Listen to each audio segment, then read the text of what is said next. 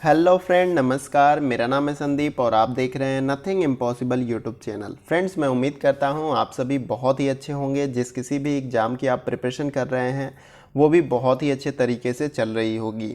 आज के इस वीडियो में हम लोग शोध अभिवृत्ति से जो है इम्पॉर्टेंट 50 क्वेश्चन को कवर करने वाले हैं और ये पार्ट 2 हमारा होगा। इससे पहले हमने जो है आप सभी को पार्ट 1 कराया था जिसमें 50 महत्वपूर्ण प्रश्नों को हम लोगों ने ऑलरेडी कंप्लीट किया था शोध अभिवृत्ति से। और ये जितने भी मैं क्वेश्चन करा रहा हूँ ये सभी क्रैश कोर्स के तहत मैं करा रहा हूँ कि कम समय में आपको मैक्सिमम क्वेश्चन प्रोवाइड कर रहा हूँ जिससे कि आपकी प्रिपरेशन जो है बहुत ही अच्छी हो जाए। और ये हमारा जो है सेकंड पार्ट है, इसको याद रखिएगा। और इससे पहले हमने पार्ट 1 जो है अपलोड किया था। अगर आपने उन वीडियो को अभी तक नहीं देखा है तो चैनल पर जाएं, वहाँ पर मैंने एक प्लेलिस्ट बना रखी है UGC net first paper expected question के नाम से वो प्लेलिस्ट होगी और वहाँ पर वो वीडियो आपको मिल जाएगा। तो उस वीडियो को आप ज़रूर देखिएगा। उस 50 प्रश्नों में भी बहुत महत्वपूर्ण प्रश्न हमने शामिल किए हैं और कुछ ऐसे भी प्रश्न हैं जो ऑलरेडी प्रीवियस ईयर में पूछे जा चुके हैं। तो आपके 5 प्रश्न बनने हैं बस एग्जाम में और मैं आपको कोशिश करूंगा कि 200 से एबव जो है प्रत्येक यूनिट से क्वेश्चन करा दूं जिससे कि ये 5 प्रश्न जो है बहुत आसानी के साथ आपके कवर हो जाए। तो वीडियो को स्टार्टिंग से लेकर एंड तक देखें ताकि इनमें जितने भी महत्वपूर्ण प्रश्न आप सभी को कराया जाए वो बहुत ही आसानी के साथ में आपको समझ में आ जाए। तो चलिए क्वेश्चन से स्टार्ट करते हैं, क्वेश्चन नंबर 51 से। तो यहाँ पर मैंने पहले आपको जो है 1 से लेके 50 क्वेश्चन तक मैंने आपको कंप्लीट कराया था और आज के वीडियो में हम लोग 51 से लेके 100 के तक जो है हम लोग क्वेश्चन को कवर करने का प्रयास करेंगे। तो सभी क्वेश्चन बहुत ही इंपॉर्टेंट है, मैं एक बार और रिपीट कर रहा हूं। तो क्वेश्चन को अच्छे से देखें और वॉच करें और समझने का प्रयास करें। चूंकि हमारे पास समय का बहुत अभाव है तो मैं कोशिश करूंगा कि क्वेश्चन को फास्टली कंप्लीट कराने का प्रयास करूंगा ताकि मैं नेक्स्ट वीडियो को जल्दी लेकर आ पाऊं। तो चलिए क्वेश्चन को स्टार्ट करते हैं क्वेश्चन नंबर 51 से। तो यहाँ पर क्वेश्चन नंबर 51 में पूछा जा रहा है कि निम्नलिखित में से कौन से शब्द जो है क्रियात्मक अनुसंधान को चिन्हित करते हैं। हमें इन चारों विकल्पों में से बताना है। मैं क्वेश्चन को पढ़ूंगा, क्वेश्चन को एक्सप्लेन करूंगा, उसके साथ साथ मैं आंसर बताऊंगा। चारों ऑप्शन को मैं नहीं पढ़ूंगा क्योंकि मुझे 50 प्रश्न जो है कवर करने हैं जल्दी से जल्दी, ताकि आपको मैं और भी जो है इंपॉर्टेंट क्वेश्चन की सीरीज को प्रोवाइड कर पाऊँ। तो यहाँ पर पूछा जा रहा है प्रश्न में क्या कि निम्नलिखित में से कौन से शब्द जो है क्रियात्मक अनुसंधान को चिन्हित करते हैं। इन चार विकल्प में से आपको बताना है और ये प्रश्न जो है दिसंबर 2009 में ऑलरेडी पूछा जा चुका है। तो इसका जो राइट आंसर हमारा है वो है आपका ऑप्शन नंबर बी। तत्काल समस्याओं के हल के लिए जो है किया गया शोध जो होता है उसको क्रियात्मक अनुसंधान कहते हैं। क्रियात्मक अनुसंधान का मतलब क्या है कि तुरंत इंप्लीमेंट करना, यानी कि कोई ऐसी समस्या है जिसका जो है आपको एट द टाइम जो है आपको क्या चाहिए, समाधान चाहिए। तो उस स्थिति में हम क्या करते हैं, क्रियात्मक अनुसंधान करते हैं। आपको याद रहना चाहिए और इसको समझना चाहिए कि जो तत्काल स्थिति में किसी समस्या का अगर हमें समाधान चाहिए तो उस स्थिति में हम क्या करते हैं, क्रियात्मक अनुसंधान करते हैं। तत्काल जहाँ पे अगर तत्काल शब्द आप सुनते हैं तो वहाँ पे अगर तत्काल अगर समस्या का समाधान चाहिए तो क्रियात्मक अनुसंधान उस स्थिति में किया जाएगा। अगला प्रश्न देखते हैं। अगला जो प्रश्न हमारा है प्रश्न नंबर 52 है, इसको देखते हैं। इसमें पूछा जा रहा है कि प्राकृतिक अवलोकन विधि के संदर्भ में निम्नलिखित में से कौन सा कथन जो है आपका सही है। इन चारों विकल्पों में से बताना है प्राकृतिक अवलोकन विधि के संदर्भ में। तो इस प्रश्न का जो हमारा राइट आंसर हो जाएगा वो है आपका ऑप्शन नंबर सी।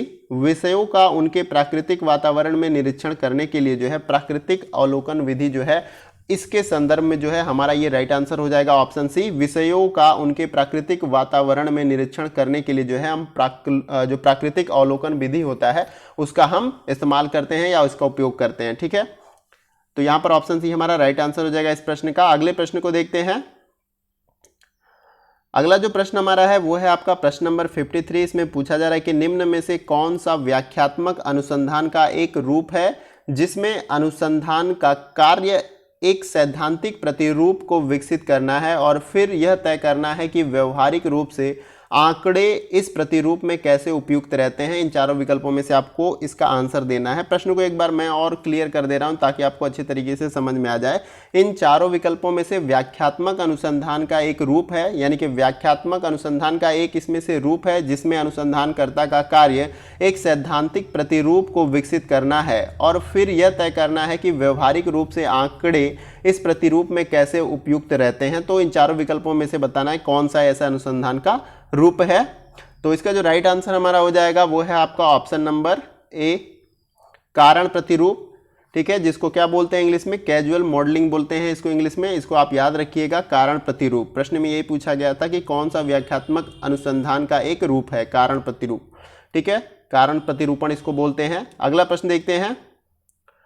अगला जो प्रश्न हमारा है वो है प्रश्न नंबर 54। इसमें पूछा जा रहा है कि बच्चों के पारिवारिक पालन पोषण का उनकी चिंता उन्मुखता पर क्या प्रभाव रहता है, इसका आकलन करने के लिए निम्नलिखित में से कौन सी सबसे उपयुक्त शोध विधि है, इन चारों विकल्पों में से बताना है। ये प्रश्न जो है नवंबर 2017 में पूछा गया था। तो इसका जो राइट आंसर हमारा हो जाएगा वो है आपका ऑप्शन नंबर डी, कार्योत्तर पद्धति। ठीक है, तो इसका जो राइट आंसर हमारा है ऑप्शन नंबर डी। प्रश्न में यही पूछा गया कि बच्चों के पारिवारिक पालन पोषण का उनकी चिंता उन्मुखता पर क्या प्रभाव रहता है, इसका आकलन करने के लिए हम इन चारों विकल्पों में से सबसे उपयुक्त शोध विधि कौन सी है जिसका हम इस्तेमाल कर सकते हैं इसको पता करने में। तो कार्योत्तर पद्धति जो है ये बेस्ट शोध विधि है, इसके द्वारा हम इसका आकलन कर सकते हैं। तो ऑप्शन डी हमारा क्या होगा, राइट आंसर हो जाएगा। अगले प्रश्न को देखते हैं। अगला जो प्रश्न हमारा है वो है प्रश्न नंबर 55। इसमें पूछा जा रहा है कि अनुसंधान में वैज्ञानिक पद्धति का एक मुख्य उद्देश्य कौन सा है, इन चारों विकल्पों में से बताना है। तो इसका जो राइट आंसर हो जाएगा वो है आपका ऑप्शन नंबर बी, अप्रामाणिक संबंधों को समाप्त करना जो है अनुसंधान में वैज्ञानिक पद्धति का एक मुख्य उद्देश्य होता है। अप्रामाणिक का मतलब जिनका कोई जो है ऑथेंटिक सोर्स ना हो, जिनका कोई एविडेंस ना हो, उनको जो है समाप्त करना ही जो है अनुसंधान में वैज्ञानिक पद्धति का एक मुख्य उद्देश्य होता है। अगला प्रश्न है प्रश्न नंबर 56। इसमें पूछा जा रहा है कि घटना जन्य अनुसंधान शब्द किस प्रक्रिया के साथ जुड़ा हुआ है। ये प्रश्न जो है दिसंबर 2010 में पूछा गया है। तो इसका जो राइट आंसर हो जाएगा वो है आपका ऑप्शन नंबर ए, गुणात्मक अनुसंधान के साथ ये जुड़ा हुआ है। घटना जन्य जो अनुसंधान शब्द है ये गुणात्मक अनुसंधान के साथ जो है क्या है, जुड़ा हुआ है। अगले प्रश्न को देखते हैं। अगला जो प्रश्न हमारा होगा वो है प्रश्न नंबर 57। इसमें पूछा जा रहा है कि कौन सा अनुसंधान दृष्टिकोण कारकों के मध्य में संबंध स्थापित करने के लिए जो है सबसे उपयुक्त है, इन चारों विकल्पों में से आप सभी को बताना है राइट आंसर। तो इसका जो सही आंसर हमारा हो जाएगा वो है आपका ऑप्शन नंबर बी, प्रायोगिक। प्रश्न में क्या पूछा गया कि कौन सा अनुसंधान दृष्टिकोण जो है कारकों के मध्य में संबंध स्थापित करने के लिए सबसे उपयुक्त होता है, तो वो है प्रायोगिक। इसको आप याद रखिएगा, ऑप्शन बी हमारा राइट आंसर है क्वेश्चन नंबर 57 का। अगला प्रश्न है प्रश्न नंबर 58। इसमें पूछा जा रहा है कि विज्ञान, सामाजिक विज्ञान, मानविक विषयों में अनुसंधान की महत्वपूर्ण पूर्वकांक्षित वस्तुएं कौन सी हैं, इन चारों विकल्पों में से बताना है। तो इसका जो राइट आंसर हो जाएगा वो है आपका ऑप्शन नंबर बी, पर्यवेक्षक विषय और महत्वपूर्ण विश्लेषण और धैर्य जो है आपका विज्ञान, सामाजिक विज्ञान, मानविकीय विषयों में अनुसंधान की महत्वपूर्ण पूर्वकांक्षित वस्तुएं होती हैं। ऑप्शन बी आपका क्या है, राइट आंसर हो जाएगा इस प्रश्न का। बहुत ही डिफिकल्ट वर्ड्स कुछ होंगे ऐसे जो यूज होते होंगे, टर्म यूज होते हैं आपके शोध अभिवृत्ति में, लेकिन आपको ध्यानपूर्वक इन क्वेश्चन को अच्छे से पढ़ना है, फिर उसे सॉल्व करने का प्रयास करना है। अगर कोई प्रश्न आपको समझ में नहीं आया, डाउट लगे, तो आप कमेंट में जरूर अपने डाउट को पूछ लिया करें। अगले प्रश्न को देखते हैं।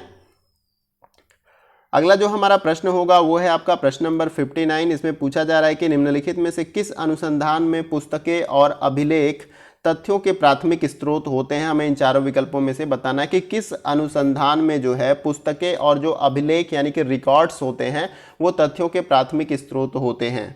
तो इसका जो राइट आंसर हमारा हो जाएगा वो है आपका ऑप्शन नंबर ए, ऐतिहासिक अनुसंधान में जो है पुस्तकें और अभिलेख, जिसको इंग्लिश में रिकॉर्ड्स बोलते हैं, ये प्राथमिक स्रोत होते हैं ऐतिहासिक अनुसंधान के अंतर्गत, सूचनाओं को प्राप्त करने का या आंकड़ों को प्राप्त करने का। अगला प्रश्न देखते हैं। अगला जो प्रश्न हमारा है वो है आपका प्रश्न नंबर 60।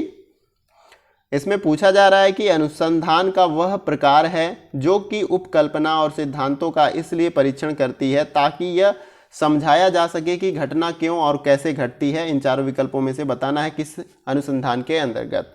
तो इसका जो राइट आंसर हमारा हो जाएगा वो है आपका ऑप्शन नंबर सी, व्याख्यात्मक अनुसंधान के अंतर्गत। प्रश्न में क्या पूछा गया है कि अनुसंधान का वह कौन सा प्रकार है जो कि उपकल्पना और सिद्धांतों का इसलिए परीक्षण करती है ताकि यह समझाया जा सके कि घटना क्यों और कैसे घटती है। तो ये व्याख्यात्मक अनुसंधान के अंतर्गत होता है। ऑप्शन सी हमारा क्या है, राइट आंसर हो जाएगा। अगला प्रश्न देखते हैं। अगला प्रश्न है प्रश्न नंबर 61। इसमें पूछा जा रहा है कि मौलिक अनुसंधान कौन सी क्षमता को दर्शाता है। इन चारों विकल्पों में से बताना है। ये प्रश्न जो है आपका जून 2007 में जो है पूछा गया था। इसका जो राइट आंसर हमारा हो जाएगा वो है आपका ऑप्शन नंबर बी, नए सिद्धांतों की व्याख्या करना जो है मौलिक अनुसंधान की क्षमता को दर्शाता है।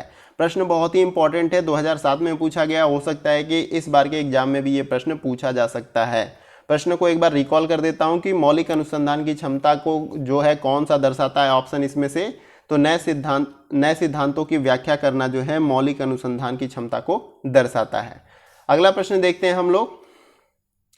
अगला प्रश्न हमारा है प्रश्न नंबर 62। इसमें पूछा जा रहा है कि अध्ययन का खोजपूर्ण, वर्णात्मक, विश्लेषणात्मक या भविष्य सूचक अनुसंधान का वर्गीकरण किस पर आधारित है, इन चारों विकल्पों में से हमें बताना है। तो इसका जो राइट आंसर हो जाएगा ऑप्शन नंबर डी, उद्देश्यों पे ये पूरी तरह से आपका आधारित है। प्रश्न में क्या पूछा गया है, अध्ययन का खोजपूर्ण, वर्णात्मक, विश्लेषणात्मक या भविष्य सूचक अनुसंधान का वर्गीकरण किस पर आधारित होता है। तो उद्देश्यों पे, बिना उद्देश्य के कोई अनुसंधान किया ही नहीं जाता। इसको आप दिमाग में अपने रखिए, कुछ न कुछ उद्देश्य होता है। आपके काम करने का भी उद्देश्य है, आप परीक्षा में बैठ रहे हैं तो उसका भी कुछ न कुछ उद्देश्य है कि आपको यूजीसी नेट का एग्जाम क्रैक करना है, फिर उसके बाद जाके आपको असिस्टेंट प्रोफेसर बनना है। तो कुछ न कुछ उद्देश्य आपका रहता है, तभी आप उस कार्य को करते हैं। तो यहाँ पर ऑप्शन डी आपका राइट आंसर हो जाएगा। अगले प्रश्न को देखते हैं। अगला जो प्रश्न हमारा है वो है प्रश्न नंबर 63। इसमें पूछा जा रहा है कि निम्नलिखित अनुसंधान विधियों में से कारणता के संबंध में सबसे महत्वपूर्ण प्रमाण कौन सा है, इन चारों विकल्पों में से हमें बताना है। तो इसका जो राइट आंसर हमारा हो जाएगा वो है आपका ऑप्शन नंबर ए, प्रायोगिक, जिसको इंग्लिश में एक्सपेरिमेंटल बोलते हैं। प्रश्न में यही पूछा गया है कि इन चारों विकल्पों में से अनुसंधान विधियों में से कारणता के संबंध में सबसे महत्वपूर्ण प्रमाण जो होता है वो कौन सा होता है। तो प्रायोगिक, यानी प्रयोग करने के बाद जो हम निष्कर्ष प्राप्त करते हैं वो क्या होता है, कारणता के संबंध में सबसे महत्वपूर्ण प्रमाण हमारा होता है। और प्रायोगिक को इंग्लिश में क्या बोलते हैं, एक्सपेरिमेंटल, इसको याद रखिएगा। अगला प्रश्न देखते हैं। अगला प्रश्न है प्रश्न नंबर 64। इसमें पूछा जा रहा है कि केस अध्ययन की सबसे बड़ी सीमा कौन सी होती है, यानी कि केस स्टडी जब हम करते हैं या केस अध्ययन करते हैं तो उसकी सबसे बड़ी सीमा क्या होती है। हर कुछ का जो है एक बाउंड्री होता है, एक सीमा होता है, जैसे आपको पता है राज्य की, डिस्ट्रिक्ट की, विलेज की, सबकी एक सीमाएं होती हैं। तो उसी प्रकार से जब हम केस स्टडी करते हैं या केस अध्ययन करते हैं तो उसकी भी एक सीमा होती है और उसके बारे में हमें बताना है कि उसकी अंतिम सीमा कौन सी है। तो इसका जो राइट आंसर हो जाएगा वो है आपका ऑप्शन नंबर बी, इनमें कोई नियंत्रण समूह नहीं होता है। यानी कि केस स्टडी में कोई भी नियंत्रण समूह नहीं होता है कि इसका कोई सीमा होता है। तो ये आपका राइट आंसर हो जाएगा इस प्रश्न का। प्रश्न नंबर 64 का राइट आंसर क्या है, ऑप्शन नंबर बी। अगले प्रश्न को देखते हैं। अगला जो प्रश्न हमारा है प्रश्न नंबर 65 है। इसमें पूछा जा रहा है कि निम्नलिखित में से कौन सी अनुसंधान विधि को नियंत्रित अवलोकन कहा जा सकता है, इन चारों विकल्पों में से बताना है। नियंत्रित अवलोकन किसे कहा जा सकता है। इसका जो राइट आंसर हो जाएगा वो है आपका ऑप्शन नंबर सी, क्षेत्र प्रयोग को जो है नियंत्रित अवलोकन कहा जा सकता है अनुसंधान विधि के अंतर्गत। प्रश्न में क्या पूछा गया था कि इन चारों विकल्पों में से कौन सी अनुसंधान विधि को नियंत्रित अवलोकन कहा जा सकता है। तो क्षेत्र प्रयोग अनुसंधान को नियंत्रित अवलोकन जो है कहा जा सकता है। यहाँ पर ऑप्शन सी आपका राइट आंसर हो जाएगा। अगला प्रश्न हमारा है प्रश्न नंबर 66। इसमें पूछा जा रहा है कि क्षेत्र कार्य पर आधारित अनुसंधान को किस रूप में वर्गीकृत किया गया है, इन चारों विकल्पों में से हमें बताना है। इसका जो राइट आंसर हो जाएगा वो है आपका ऑप्शन नंबर ए, अनुभव सिद्ध। अनुभव सिद्ध हमारा राइट आंसर हो जाएगा। प्रश्न में क्या पूछा गया, क्षेत्र कार्य पर आधारित अनुसंधान को किस रूप में वर्गीकृत किया गया है। तो अनुभव सिद्ध के रूप में जो इसको वर्गीकृत किया गया है। ठीक है, इसको आप याद रखिएगा। इसको इंग्लिश में क्या बोलते हैं, एम्पेरिकल। इसको भी याद रखिएगा। इंग्लिश टर्म भी अगर आपको पता है, अगर मान लीजिए हिंदी टर्म नहीं पता है, इंग्लिश टर्म पता है, तो आप उस तरह से भी अपने आंसर को सही कर सकते हैं। तो एम्पेरिकल इसको इंग्लिश में बोलते हैं। अगला प्रश्न देखते हैं। अगला जो प्रश्न हमारा होगा वो है आपका प्रश्न नंबर 67। इसमें पूछा जा रहा है कि निम्नलिखित में से कौन सा एक अनुदैर्ध्य अभिकल्प जो है नहीं है, इन चारों विकल्पों में से बताना है। इंग्लिश में इसको क्या बोलते हैं, लॉन्गिट्यूडिनल डिजाइन बोलते हैं। इसको आपको याद रखना है, अनुदैर्ध्य अभिकल्प को। तो इसमें से बताना है राइट आंसर आप सभी को। तो इसका जो राइट आंसर हो जाएगा वो है आपका option number B, cross sectional. प्रश्न में क्या पूछा गया कि इन चारों विकल्पों में से कौन सा एक अनुदैर्ध्य अभिकल्प यानी कि लॉन्गिट्यूडिनल डिजाइन नहीं है। तो वो क्रॉस सेक्शनल जो है वो अनुदैर्ध्य अभिकल्प या लॉन्गिट्यूडिनल डिजाइन नहीं होता है। ऑप्शन बी हमारा राइट आंसर हो जाएगा। अगला प्रश्न देखते हैं। अगला प्रश्न है प्रश्न नंबर 68। इसमें पूछा जा रहा है कि जब एक शोधकर्ता आश्रित चरों के साथ शुरुआत करता है और फिर पीछे की ओर कदम बढ़ाता है तो उसे क्या कहा जाता है। इन चारों विकल्पों में से आप सभी को बताना है। तो इसका जो राइट आंसर हमारा हो जाएगा प्रश्न नंबर 68 का वो है आपका ऑप्शन नंबर बी, पूर्वव्यापी अनुसंधान। जो है इसका राइट आंसर हो जाएगा। प्रश्न में क्या पूछा गया था कि जब एक शोधकर्ता आश्रित चरों पे, जो डिपेंडेबल आपके वर्बल होते हैं उसके बारे में बात की जा रही है, कि जब एक शोधकर्ता आश्रित चरों के साथ शुरुआत करता है और फिर पीछे की ओर कदम बढ़ाता है तो उसे क्या कहा जाता है, तो उसे पूर्वव्यापी अनुसंधान जो बोलते हैं हम लोग। ठीक है, अगले प्रश्न को देखते हैं। आइए, अगला जो प्रश्न हमारा है प्रश्न नंबर 69। इस प्रश्न में पूछा जा रहा है कि जांचकर्ताओं के द्वारा प्रभाव का पता लगाने के प्रयास को क्या कहा जाता है। इन चारों विकल्पों में से आप सभी को बताना है। तो इसका जो राइट आंसर हमारा हो जाएगा वो है आपका ऑप्शन नंबर बी, पूर्वव्यापी कार्योत्तर अनुसंधान जो है इसको कहा जाता है। प्रश्न में यही पूछा जा रहा है कि जांचकर्ता के द्वारा प्रभाव का पता लगाने के प्रयास को क्या कहा जाता है, तो पूर्वव्यापी कार्योत्तर अनुसंधान जो है इसको कहा जाता है। इसको इंग्लिश में क्या बोला जाता है, एक्स पोस्ट जो है फैक्टो रिसर्च कहा जाता है। पूर्वव्यापी कार्योत्तर अनुसंधान को इंग्लिश में एक्स पोस्ट फैक्टो रिसर्च कहा जाता है। अगला प्रश्न देखते हैं। अगला जो प्रश्न हमारा है प्रश्न नंबर 70 है। इसमें पूछा जा रहा है कि प्रयोगात्मक विधि का सार कौन सा है। इन चारों विकल्पों में से सार का मतलब जो है बहुत सारे ज्ञान का जो संग्रह होता है उसको हम लोग इस तरह से बोलते हैं। तो इसका जो राइट आंसर हमारा हो जाएगा वो है आपका ऑप्शन नंबर डी, कारण और प्रभाव संबंध की पहचान करने के लिए नियंत्रण का उपयोग करना जो है आपका राइट आंसर हो जाएगा। प्रयोगात्मक विधि का जो है सार कौन सा होता है, तो कारण और प्रभाव संबंध की पहचान करने के लिए नियंत्रण का उपयोग करना जो है प्रयोगात्मक विधि का सार होता है। इसको आप याद रखिएगा। अगले प्रश्न को देखते हैं। अगला जो प्रश्न हमारा है प्रश्न नंबर 71। इसमें पूछा जा रहा है कि निम्नलिखित में से कौन से अनुसंधान प्रतिमान वास्तविकता के व्यवहारिक दृष्टिकोण पर आधारित होते हैं। इन चारों विकल्पों में से हमें बताना है। इसका जो राइट आंसर हमारा हो जाएगा वो है आपका ऑप्शन नंबर सी, मिश्रित अनुसंधान। प्रश्न में क्या पूछा गया कि इन चारों विकल्पों में से कौन से अनुसंधान प्रतिमान वास्तविकता के व्यवहारिक दृष्टिकोण पर आधारित होते हैं। तो मिश्रित अनुसंधान जो होता है वो वास्तविकता के व्यवहारिक दृष्टिकोण पर जो है आधारित होता है। इसको याद रखिएगा, ऑप्शन सी हमारा राइट आंसर हो जाएगा। अगला प्रश्न है प्रश्न नंबर 72। इसमें पूछा जा रहा है कि निम्नलिखित में से कौन से अनुसंधान प्रतिमान जो है अपने निष्कर्षों के सामान्यीकरण के बारे में सामान्यीकरण के बारे में जो है ज़्यादा चिंतनशील नहीं है। इन चारों विकल्पों में से आप सभी को बताना है। इसका जो राइट आंसर हमारा हो जाएगा वो है आपका ऑप्शन नंबर बी, गुणात्मक अनुसंधान जो है आपका जो है अनुसंधान प्रतिमान जो है अपने निष्कर्षों के सामान्यीकरण के बारे में ज़्यादा चिंतनशील नहीं होते हैं, गुणात्मक अनुसंधान। ठीक है, गुणात्मक अनुसंधान आपका राइट आंसर हो जाएगा इस प्रश्न का। अगले प्रश्न को देखते हैं। आइए, अगला जो प्रश्न हमारा है वो है आपका प्रश्न नंबर 73। इसमें पूछा जा रहा है कि निम्नलिखित में से कौन सा मात्रात्मक यानी कि क्वांटिटेटिव अनुसंधान का सबसे अच्छा वर्णन है। इन चारों विकल्पों में से बताना है।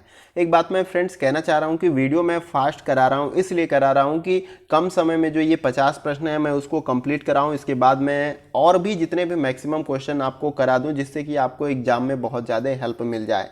तो रिसर्च एप्टीट्यूड से अभी मैं और भी 2 से 3 वीडियो आपको अपलोड करूंगा। 50 क्वेश्चन का वो वीडियो होगा।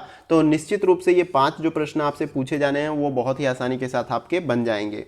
इस प्रश्न को देखते हैं हम लोग। प्रश्न नंबर 73 में पूछा जा रहा है कि निम्नलिखित में से कौन सा मात्रात्मक यानी कि क्वांटिटेटिव अनुसंधान का सबसे अच्छा वर्णन है। इन चारों विकल्पों में से बताना है। तो इसका जो राइट आंसर हमारा हो जाएगा वो है आपका ऑप्शन नंबर डी, अनुसंधान जो कि नए सिद्धांतों को स्थापित करने का प्रयास करता है। अनुसंधान के बारे में मैंने पहले जो है पार्ट में जो है जिसमें 50 क्वेश्चन मैंने कराया था उसमें मैंने बताया रखा था कि अनुसंधान के द्वारा जो है सिद्धांतों को क्यों स्थापित किया जाता है, इसके बारे में मैंने बहुत अच्छे तरीके से बताया था। आइए अगले प्रश्न को देखते हैं। इस प्रश्न का जो हमारा राइट आंसर था ऑप्शन नंबर डी। अगला प्रश्न हमारा है प्रश्न नंबर 74। इसमें पूछा जा रहा है कि निम्नलिखित में से कौन से प्रायोगिक अनुसंधान के संदर्भ में सामान्य लक्षण हैं। इन चारों विकल्पों में से बताना है। तो इसका जो राइट आंसर हमारा हो जाएगा वो है आपका ऑप्शन नंबर डी, उपरोक्त में से सभी जो है आपके जो है प्रायोगिक अनुसंधान के संदर्भ में सामान्य लक्षण है। जैसे कि यह मुख्य रूप से संख्यात्मक तथ्यों के संग्रह पर निर्भर करता है और प्रायोगिक अनुसंधान के बारे में बात की जा रही है। तो प्रायोगिक अनुसंधान जब हम करते हैं तो उसमें प्रैक्टिकली सब आंकड़ों की हमें बहुत ज़्यादा आवश्यकता होता है।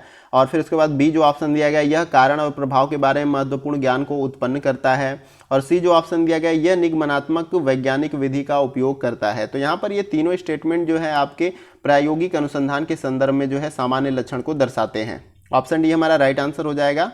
अगला प्रश्न देखते हैं। अगला जो प्रश्न हमारा है वो है आपका प्रश्न नंबर 75। इसमें पूछा जा रहा है कि निम्नलिखित में से कौन सा अनुसंधान कारण और प्रभाव के संबंधों के अस्तित्व के बारे में सबसे मजबूत सबूत प्रदान करने के लिए उपयुक्त है। इन चारों विकल्पों में से हमें बताना है। तो इसका जो राइट आंसर हमारा हो जाएगा वो है आपका ऑप्शन नंबर बी, प्रायोगिक अनुसंधान। प्रश्न में यही पूछा जा रहा है आप सभी से कि इन चारों विकल्पों में से कौन सा अनुसंधान जो है कारण और प्रभाव के संबंधों के अस्तित्व के बारे में सबसे मजबूत सबूत प्रदान करने के लिए उपयुक्त है। अभी हमने ऊपर देखा था कि कारण और प्रभाव के संबंध में किस अनुसंधान के तहत जो हम रिसर्च करते हैं, तो प्रायोगिक अनुसंधान के तहत जो है हम रिसर्च करते हैं कारण और प्रभाव को, अगर हमें जानना है कारण और प्रभाव के संबंधों को। तो यहाँ पर ऑप्शन बी हमारा राइट आंसर हो जाएगा। अगला प्रश्न देखते हैं। अगला जो प्रश्न है प्रश्न नंबर 76। इसमें पूछा जा रहा है कि निम्नलिखित में से कौन से अनुसंधान में शोधकर्ता एक स्थिति के लिए गुणात्मक प्रतिमान और दूसरे स्थिति के लिए मात्रात्मक प्रतिमान का उपयोग करता है। इन चारों विकल्पों में से आपको सही आंसर बताने का प्रयास करना है। तो इसका जो राइट आंसर हो जाएगा वो है आपका ऑप्शन नंबर डी, मिश्रित विधि अनुसंधान के अंतर्गत जो है एक शोधकर्ता जो है एक स्थिति के लिए गुणात्मक प्रतिमान और दूसरी स्थिति के लिए मात्रात्मक प्रतिमान का जो है उपयोग करता है, मिश्रित विधि अनुसंधान के अंतर्गत। अगला प्रश्न देखते हैं। अगला जो प्रश्न हमारा है प्रश्न नंबर 77। इसमें पूछा जा रहा है कि निम्नलिखित में से कौन सा अनुसंधान अतीत के रूप में किसी घटना को समझने के लिए किया जाता है। इसके बारे में मैंने ऑलरेडी जो है फर्स्ट पार्ट में बता रखा है, अगर आपको याद होगा तो जरूर आप इसका आंसर कर पाएंगे। इसका जो राइट आंसर हमारा हो जाएगा वो है आपका ऑप्शन नंबर बी, ऐतिहासिक अनुसंधान के द्वारा, जिसको इंग्लिश में क्या बोलते हैं, हिस्टोरिकल रिसर्च। इंग्लिश के बारे में भी आपको थोड़ा बहुत पता रहना चाहिए। अगर आपको हिंदी वर्ड से टर्म से समझ में नहीं आ रहा तो इंग्लिश टर्म से आपको अच्छे तरीके से समझ में आ जाएगा। तो यहाँ पे पूछा क्या गया कि इन चारों विकल्पों में से कौन सा अनुसंधान अतीत मतलब पास्ट का मतलब जो बीत चुका है, उसके रूप में किसी घटना को समझने के लिए किया जाता है। तो ऐतिहासिक अनुसंधान के अंतर्गत जो है अतीत में जो घटनाएं घटित हो जाती हैं या घटी हैं उनके ऊपर रिसर्च करके उनको पता करने का क्या करते हैं, प्रयास करते हैं। अगला प्रश्न है प्रश्न नंबर 78। इसमें पूछा जा रहा है कि निम्नलिखित में से कौन से प्रकार की शोध स्थानीय समस्याओं के लिए उपयोग में लाई जाती है। इन चारों विकल्पों में से आप सभी को बताना है। तो इसका जो राइट आंसर हो जाएगा वो है आपका ऑप्शन नंबर ए, क्रियात्मक अनुसंधान। प्रश्न में क्या पूछा गया कि इन चारों विकल्पों में से कौन से प्रकार के शोध स्थानीय समस्याओं के लिए उपयोग में लाई जाती है, यानी कि तुरंत क्रियान्वयन करना है आपको, इम्प्लीमेंट करके जो है उसका सोल्यूशन निकालना है। तो उस स्थिति में क्या होता है, क्रियात्मक अनुसंधान को किया जाता है। और स्थानीय समस्या कोई है तो उस समस्या को सुलझाने के लिए, उस समस्या का समाधान करने के लिए भी जो है क्रियात्मक अनुसंधान किया जाता है। अगला प्रश्न देखते हैं।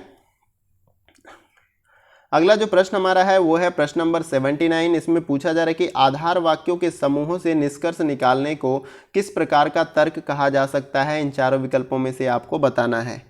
तो इसका जो राइट आंसर हमारा हो जाएगा वो है आपका ऑप्शन नंबर सी, आगमनात्मक, जिसको इंग्लिश में इंडक्टिव मेथड्स भी कहा जाता है। प्रश्न में क्या पूछा गया कि आधार वाक्यों के समूह से निष्कर्ष निकालने को किस प्रकार का तर्क कहा जा सकता है। तो आगमनात्मक तर्क जो है इसको कहा जाता है, इंडक्टिव कहा जाता है, इसको याद रखिएगा। अगला प्रश्न देखते हैं। अगला प्रश्न है प्रश्न नंबर 80। इसमें पूछा जा रहा है कि निम्नलिखित में से कौन सा अनुसंधान विभिन्न लोगों के लिए एक ही चर का उपयोग करके निष्कर्षों की जांच करता है। इन चारों विकल्पों में से इसका सही आंसर बताना है।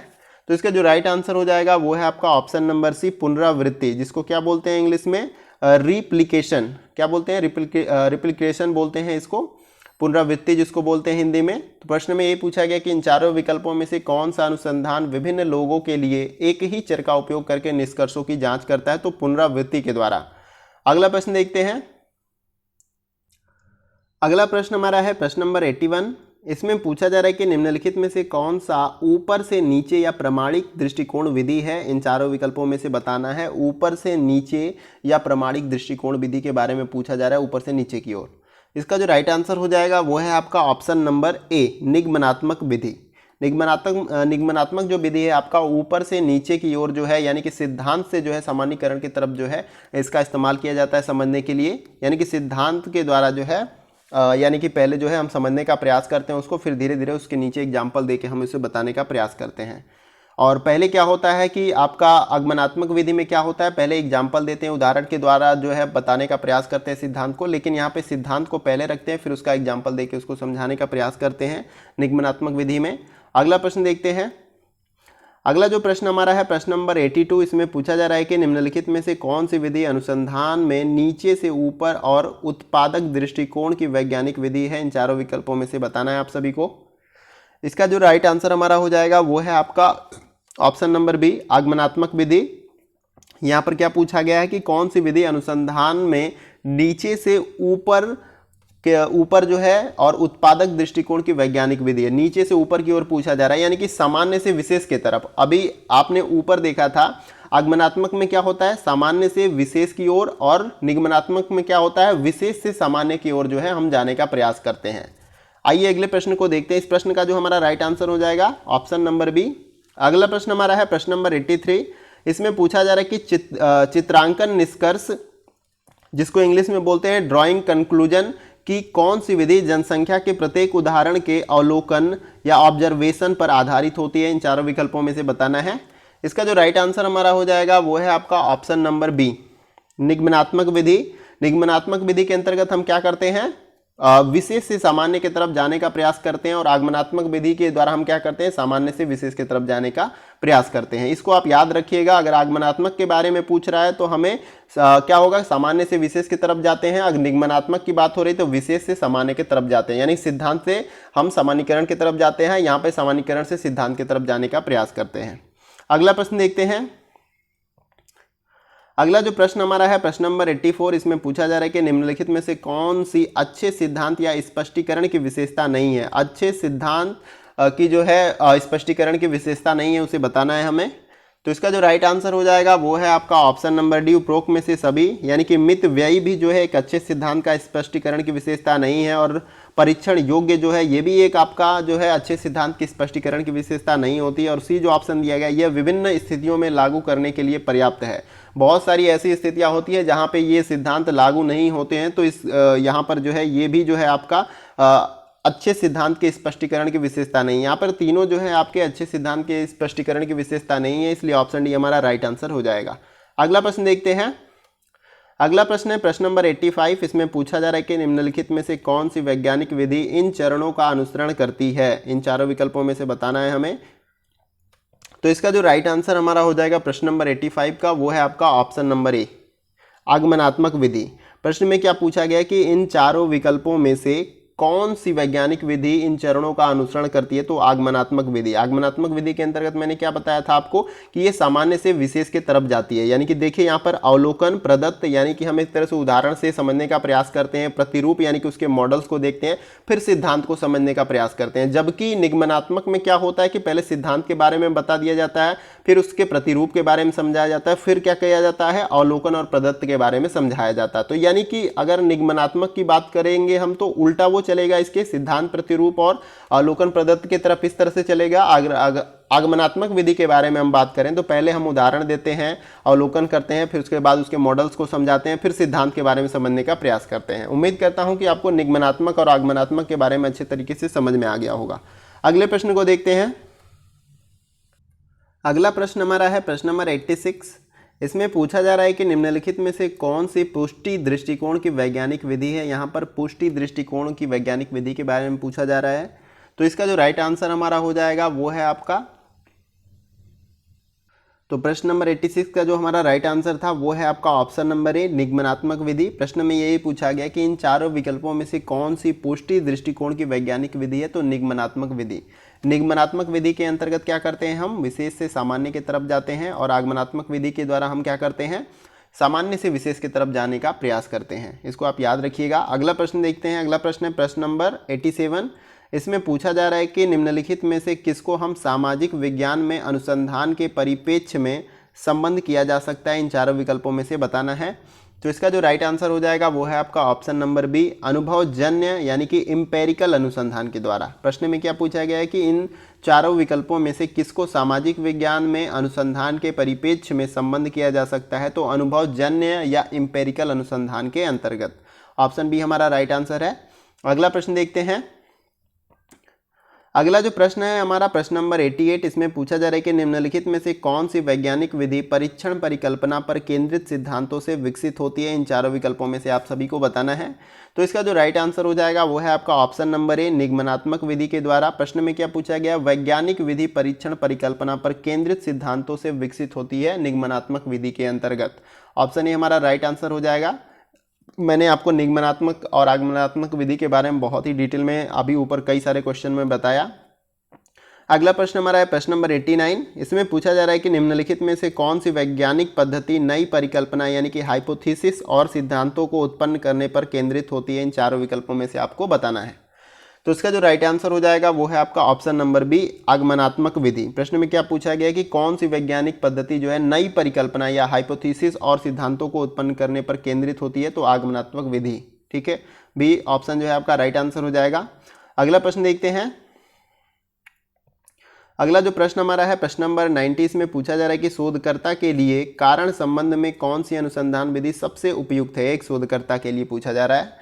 तो इसका जो राइट आंसर हो जाएगा वो है आपका ऑप्शन नंबर ए, प्रयोगात्मक विधि। अगर कारण संबंध के बारे में पता करना है तो उसके लिए सबसे बेहतर अनुसंधान विधि कौन सी होगी, तो प्रयोगात्मक विधि। जब हम प्रयोग करके पता करेंगे तब हमें कारण और संबंध के बारे में पता चल जाएगा कि किस कारण से ये घटना घटित हो रही है और कैसे इसके साथ ये संबंधित है। तो यहाँ पर ऑप्शन ए राइट आंसर हो जाएगा। अगला प्रश्न है प्रश्न नंबर 91, इसमें पूछा जा रहा है कि एक क्षेत्र प्रयोग यानी कि फील्ड एक्सपेरिमेंट को किस संदर्भ में लिया जाता है। इन चारों विकल्पों में से बताना है। तो इसका जो राइट आंसर हो जाएगा वो है आपका ऑप्शन नंबर ए, वास्तविक संसार के संदर्भ में जो है इसको लिया जाता है, एक क्षेत्र प्रयोग या फील्ड एक्सपेरिमेंट को। ऑप्शन ए आपका राइट आंसर हो जाएगा इस प्रश्न का। अगले प्रश्न को देखते हैं। अगला प्रश्न हमारा है प्रश्न नंबर 92, इसमें पूछा जा रहा है कि वैज्ञानिक विधि की विशेषताओं को अनिवार्य रूप से किसमें शामिल किया जाता है। इन चारों विकल्पों में से आपको सही आंसर बताने का प्रयास करना है। तो इसका जो राइट आंसर हो जाएगा वो है आपका ऑप्शन नंबर बी, नियंत्रित अवलोकन, जिसको इंग्लिश में क्या बोलते हैं, ऑब्जर्वेशन। प्रश्न में यही पूछा गया कि वैज्ञानिक विधि की विशेषताओं को अनिवार्य रूप से किसमें शामिल किया जाता है, तो नियंत्रित अवलोकन, जिसको इंग्लिश में ऑब्जर्वेशन बोला जाता है, इसके अंतर्गत जो है इसको अनिवार्य रूप से शामिल किया जाता है। ऑप्शन बी हमारा राइट आंसर हो जाएगा। अगला प्रश्न देखते हैं। अगला प्रश्न है प्रश्न नंबर 93, इसमें पूछा जा रहा है कि एक सहसंबंधी अध्ययन जो है क्या निर्धारित करता है। इन चारों विकल्पों में से आपको बताना है कि एक सहसंबंधी जो है अध्ययन का क्या निर्धारित करता है। तो इसका जो राइट आंसर हमारा हो जाएगा वो है आपका ऑप्शन नंबर डी, दो घटनाओं के बीच के संबंध को जो है एक सहसंबंधी अध्ययन जो है निर्धारित करता है। इसको आप याद रखिएगा, ऑप्शन डी आपका राइट आंसर हो जाएगा। अगले प्रश्न को देखते हैं। अगला जो प्रश्न हमारा है वो है आपका प्रश्न नंबर 94, इसमें पूछा जा रहा है कि निम्नलिखित में से किसको गुणात्मक अनुसंधान का विशेष गुण माना गया है। इन चारों विकल्पों में से बताना है आप सभी को। तो इसका जो राइट आंसर हो जाएगा वो है आपका ऑप्शन नंबर बी, आगमनात्मक विधि को जो है गुणात्मक अनुसंधान का विशेष गुण माना जाता है। आगमनात्मक और निगमनात्मक के बारे में मैंने बहुत ही अच्छे तरीके से आपको कई सारे क्वेश्चन ऐसे ऊपर पूछे गए हैं जिसमें मैंने बहुत ही अच्छे तरीके से बनाया। अगर नहीं समझ में आता है तो आप कमेंट बॉक्स में भी पूछिएगा कि निगमनात्मक विधि क्या होती है, आगमनात्मक विधि क्या होती है, उसको मैं और भी डिटेल में आपको पर्सनली समझाने का प्रयास कर सकता हूँ। अगला प्रश्न देखते हैं। अगला प्रश्न है प्रश्न नंबर 95, इसमें पूछा जा रहा है कि निम्नलिखित में से कौन सी अनुसंधान विधि सिद्धांत सृजन यानी कि थ्योरी जो है जनरेशन से संबंधित है, इसको बताना है हमें। तो इसका जो राइट आंसर हमारा हो जाएगा प्रश्न नंबर 95 का वो है आपका ऑप्शन नंबर ए, आगमनात्मक अनुसंधान जो है थ्योरी निर्माण के लिए जो है सबसे बेस्ट विधि मानी जाती है। क्योंकि आगमनात्मक के अंतर्गत मैंने आपको क्या बताया था कि ये सामान्य से विशेष की तरफ जाती है, और निगमनात्मक क्या होता है, विशेष से सामान्य की तरफ जाता है, यानी सिद्धांत से सामान्यीकरण की तरफ जाता है। पहले हम सिद्धांत को समझते हैं, फिर उसके बारे में एग्जाम्पल देके उसे बताने का प्रयास करते हैं। जबकि आगमनात्मक अनुसंधान के अंतर्गत हम क्या करते हैं, पहले एग्जाम्पल लेते हैं, फिर उस सिद्धांत को समझने का प्रयास करते हैं। तो यहाँ पर यही पूछा गया कि इन चारों विकल्पों में से अनुसंधान विधि सिद्धांत सृजन यानी कि थ्योरी जनरेशन से संबंधित है। तो आगमनात्मक अनुसंधान जो है थ्योरी सृजन से जो है संबंधित है या सिद्धांत सृजन से संबंधित है।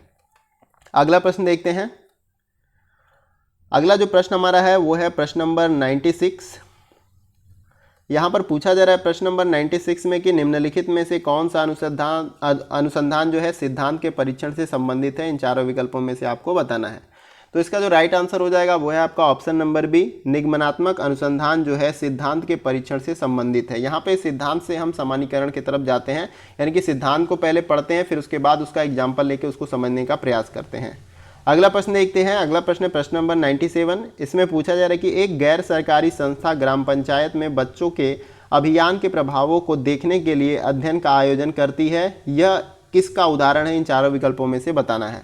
तो इसका जो राइट आंसर हो जाएगा ये है आपका ऑप्शन नंबर बी, ये क्षेत्र प्रयोग यानी कि फील्ड एक्सपेरिमेंट का जो है एक उदाहरण है कि एक गैर सरकारी संस्था जो है ग्राम पंचायत में बच्चों के अभियान के प्रभावों को देखने के लिए अध्ययन का आयोजन करती है। अगला प्रश्न देखते हैं। अगला जो प्रश्न हमारा है प्रश्न नंबर 98। इसमें पूछा जा रहा है कि अध्ययन का वर्गीकरण किस खोजपूर्ण वर्णात्मक विश्लेषणात्मक या भावी सूचक अनुसंधान पर आधारित होता है, इन चारों विकल्पों में से आप सभी को बताना है। तो इसका जो राइट आंसर हमारा हो जाएगा वो है आपका ऑप्शन नंबर डी, अनुसंधान के विषय पर। प्रश्न में क्या पूछा गया कि अध्ययन का वर्गीकरण किस खोजपूर्ण वर्णात्मक विश्लेषणात्मक या भावी सूचक अनुसंधान पर आधारित होता है, तो अनुसंधान के विषय पर यह पूरी तरह से आधारित होता है। ये ऑप्शन डी आपका राइट आंसर हो जाएगा इस प्रश्न का। अगला प्रश्न देखते हैं हम लोग। अगला प्रश्न हमारा है प्रश्न नंबर 99। इसमें पूछा जा रहा है कि एक दीर्घकालिक अनुसंधान अध्ययन को क्या कहा जाता है, इन चारों विकल्पों में से आपको बताना है। तो इसका जो राइट आंसर हो जाएगा वो है आपका ऑप्शन नंबर बी, अनुदैर्ध्य अनुसंधान जो है इसको कहा जाता है। अगर पूछा जाए आपसे कि एक दीर्घकालिक अनुसंधान अध्ययन को क्या कहा जाता है, तो आपको याद रहना चाहिए अनुदैर्ध्य अनुसंधान जो है इसको कहा जाता है। ऑप्शन बी आपका राइट आंसर हो जाएगा। अगले प्रश्न को देखते हैं। अगला जो प्रश्न हमारा है प्रश्न नंबर 100 है और ये वीडियो का हमारा लास्ट प्रश्न होगा। इसको देख लेते हैं। इसमें पूछा जा रहा है कि अनुदैर्ध्य यानी कि इंग्लिश में इसको बोलते हैं लॉन्गिट्यूडनल और क्रॉस अनुभागीय यानी कि क्रॉस सेक्शनल अनुसंधान के बीच मुख्य अंतर क्या है, इन चारों विकल्पों में से हमें बताना है। तो इसका जो राइट आंसर हमारा हो जाएगा वो है आपका ऑप्शन नंबर ए, आंकड़ों के संग्रह की आवृत्ति जो है इसका मुख्य अंतर होता है। एक अनुदैर्ध्य और क्रॉस अनुभागीय अनुसंधान के बीच में मुख्य अंतर क्या होता है, आंकड़ों के संग्रह की आवृत्ति जो है इसके बीच में मुख्य अंतर होता है। इंग्लिश में जो है अनुदैर्ध्य को लॉन्गिट्यूडनल बोलते हैं और क्रॉस अनुभागीय को इंग्लिश में क्रॉस सेक्शनल भी जो कहा जाता है। तो यहाँ पर प्रश्न नंबर 100 का जो है option number A right answer हो जाएगा। तो ये प्रश्न हमारा था वीडियो का लास्ट प्रश्न। उम्मीद करता हूँ कि जितने भी मैंने ये 50 प्रश्न कराए हैं आपको रिसर्च एप्टीट्यूड यानी कि शोध अभिवृत्ति से, ये पार्ट 2 हमारा था और उम्मीद करता हूं कि ये वीडियो आप सभी को पसंद आया होगा। ये महत्वपूर्ण 50 प्रश्न थे और ये 5 जो प्रश्न आपके पूछे जाने बहुत ही आसानी के साथ दोस्तों बन जाएंगे। इसमें मैंने कई सारे ऐसे भी क्वेश्चन आपने देखे होंगे कि जो ऑलरेडी प्रीवियस ईयर में पूछे जा चुके हैं, जैसे 2007 में, 2008 में, इस तरह से करके जो है कई सारे क्वेश्चन इसमें आपको देखने को मिले होंगे जो कि ऑलरेडी जो है प्रीवियस ईयर में पूछे जा चुके हैं। तो मैं जो ये वीडियो आपको प्रोवाइड कर रहा हूँ ये आपके हेल्प के लिए कर रहा हूँ। तो उम्मीद करता हूँ कि आप सभी को ये वीडियो पसंद आएगा। कमेंट में जो है अपने फीडबैक को आप जरूर दीजिएगा कि आपको वीडियो कैसा लगा, और किसी क्वेश्चन को लेकर अगर डाउट होगा कि सर ये क्वेश्चन गलत है, नहीं समझ में आ रहा, तो आप निसंकोच जो है कमेंट बॉक्स में पूछिएगा, मैं उसका जवाब देने का प्रयास करूँगा। वैसे मेरा पूरा प्रयास है कि एग्जाम के एक दिन पहले तक मैं आपको जो ये इन 10 यूनिट से जो है महत्वपूर्ण प्रश्नों की सीरीज को बहुत ही अच्छे तरीके से कंप्लीट करा दूं कि इन कम समयों में भी आपका जो ये यूजीसी नेट का एग्जाम है वो आसानी के साथ क्रैक हो जाए। तो वीडियो को आप अच्छे तरीके से देखिएगा स्टार्टिंग से लेकर एंड तक, ताकि सारे क्वेश्चन अच्छे तरीके से समझ में आ जाए। तो उम्मीद करता हूँ वीडियो का सेशन आप सभी को बहुत ही अच्छे तरीके से पसंद आया होगा, और कहीं से भी ये अच्छा लगे आपको तो वीडियो को आप लाइक करें। आपके एक लाइक से हमें बहुत सारा मोटिवेशन मिलता है, ठीक है। आपके एक लाइक से क्या होता है, मोटिवेशन मिलता है, यानी कि ऊर्जा मिलता है। हमें लगता है कि आप हमारे वीडियो को देख रहे हैं, आपको अच्छा लग रहा है, तो हमें कंटिन्यूअस वर्क करना चाहिए। आपके प्रति हमें मेहनत करने के लिए प्रेरणा मिलती है आपके लाइक से। और आप वीडियो को शेयर करते हैं तो हमें लगता है कि आपके साथ किसी और दोस्त को भी हमारे इस वीडियो की ज़रूरत होती है। तो आपको ज़रूर जो है इस वीडियो को शेयर करना चाहिए। अगर आपका थोड़ा सा भी इससे हेल्प हो रहा है या फ़ायदा मिल रहा है तो आप दूसरों को शेयर करें, ताकि उनको भी इस वीडियो से हेल्प मिल सके। और एक बात और कहना चाहूँगा, अगर आप नए व्यूअर हैं तो चैनल को जरूर सब्सक्राइब करिएगा, और उसके बगल में जो बेल आइकन का बटन है उसको आप प्रेस कर लीजिएगा न्यू वीडियो के अपडेट्स को पाने के लिए, क्योंकि इस चैनल पे लगभग सभी एग्जामों की प्रिपरेशन कराई जा रही है। अगर आप किसी और एग्जाम की भी प्रिपरेशन कर रहे हैं, जैसे सीटेट हो गया, टेट हो गया, और टीचिंग से जुड़े और भी कई सारे एग्जाम, चाहे वनडे एग्जाम, किसी भी एग्जाम की आप प्रिपरेशन कर रहे हैं, उससे जुड़ी कोई जानकारी चाहते हैं तो उसके बारे में भी आप कमेंट बॉक्स में हमें बता सकते हैं, उस पर भी हम आपको वीडियो प्रोवाइड कर देंगे। तो उम्मीद करता हूं आज का सेशन आप सभी को पसंद आया होगा। आज के वीडियो में बस इतना ही, फिर मिलते हैं नेक्स्ट वीडियो में कुछ और इंपॉर्टेंट टॉपिक और क्वेश्चन के साथ। तब तक के लिए जय हिंद, जय भारत।